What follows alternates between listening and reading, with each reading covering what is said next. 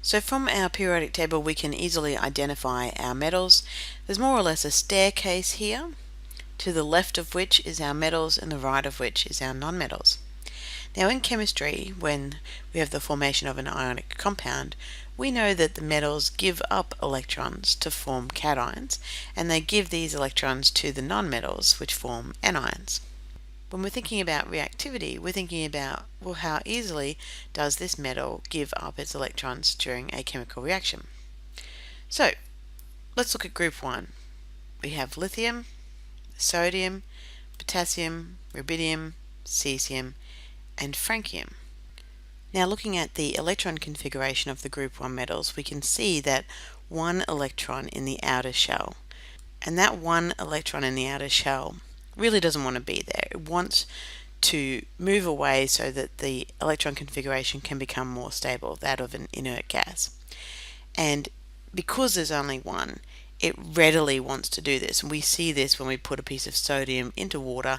It violently reacts with the water in order to give up that one electron.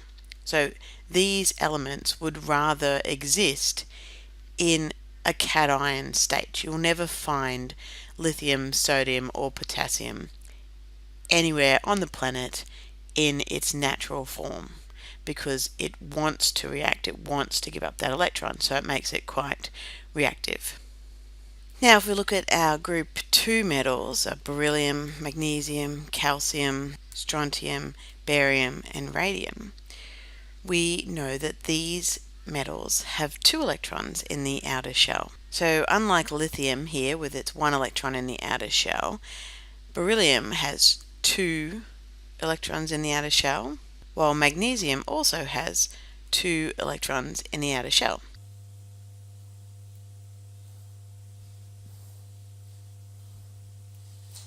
Now the chemistry is the same. These two elements do want to give up those 2 electrons and become cations. They would have a charge of 2+. But the reaction itself is nowhere near as violent as, say, putting sodium in water. So we would say that these metals are less reactive. And we can do this for all of the different metals on the periodic table, and that's what brings about our reactivity series. Let's have a look at that. So the reactivity series, or sometimes referred to as activity series, is just a list of metals in order of how reactive they are. And apart from memorizing it, there really is no way to tell where the metals go unless you create your own experiment to do it. So a cute little way to remember it is Peggy Sue collects monkeys and zebras in tiny little cute silvery gold pieces. So these are the elements that go with the Peggy Sue little mnemonic. Okay, and the elements at the top, potassium and sodium, are the most reactive, while the elements at the bottom, gold and platinum, are the least reactive. Now, you can remember that by thinking about potassium and sodium being group 1. They've that 1 electron in the outer shell, and they really want to get rid of it. That makes them more reactive.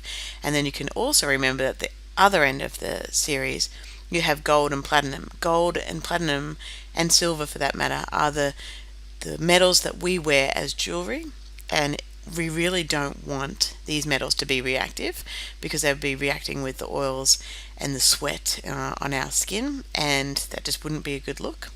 Not to mention it would be pretty expensive. So they're our least reactive metals.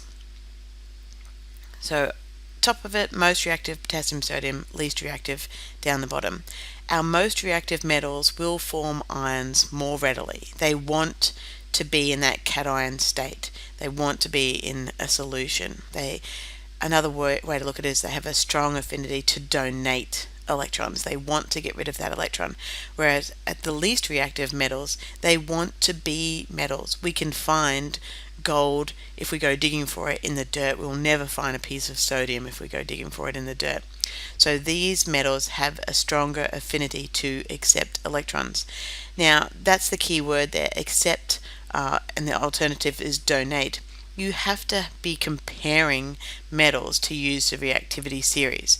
So what we can see here is we have magnesium is higher than iron. So if we're comparing these two, magnesium being higher is more reactive than the iron. So if we look at it that way, we can say that magnesium would rather be in an ionic form when compared to iron. So if we had iron in an ionic form in a solution, let's say we had iron nitrate in solution, and we put a piece of magnesium metal in there, there would be a reaction because the magnesium wants to be a cation more than the iron. It's more reactive. So it will give up its electrons to the iron. The iron will become a solid metal, and the magnesium will become the cation. So the magnesium will have displaced the iron. So this is your single displacement reactions. And you would see the formation of an iron metal on the magnesium strip that you put in. So when we look at the activity series, we're always comparing two elements against each other. Which one is more reactive? The more reactive one wants to be a cation and therefore will displace the least reactive. Now, it wouldn't work the other way. So if we had magnesium already in cation state, already in solution, and we put a piece of iron in, nothing would happen because the iron is less reactive and it wants to be a metal. So when we put the piece of metal in there, it's going to stay being a metal because it is less reactive than magnesium. Again, the more reactive metal will displace the less reactive metal. So one of my favorite things to look at is the copper-silver reaction. If I have a solution of silver nitrate and I want to form the silver, what I need to do is put a more reactive metal in. So if I go and get a piece of copper, it's more reactive, it's higher up. The copper would rather be in the ionic state than the silver, and by putting the copper into the silver solution, it will give its electrons to the silver. The silver will form as a metal on the copper and it is displaced. So the copper displaces or makes the silver come out of solution by giving up its electrons. The solution then actually goes blue because copper 2 plus is a blue colored ion. So you can see the copper forming as well as see the silver forming. So just to recap, a metal which is higher up or more reactive on the activity series will displace a metal which is less reactive on the reactivity series because the more reactive metals want to be in ionic state when compared to the less reactive metals, and they will give up their electrons to the less reactive metals, making them the solid.